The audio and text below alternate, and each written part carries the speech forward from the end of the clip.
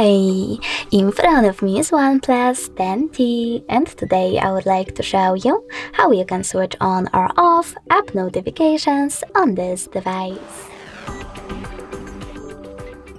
First of all, just access Devices Settings. In them, you need to scroll down and click on Notifications and Status Bar. Then scroll down again. Now click on Recent next to App Notifications and select the best option for you. I will go with Frequency. Now click on the switcher next to an app from which you want to turn off notifications from, like Gmail. As you can see, after that, all notifications from Gmail are disabled. In order to enable them, tap on the same switcher.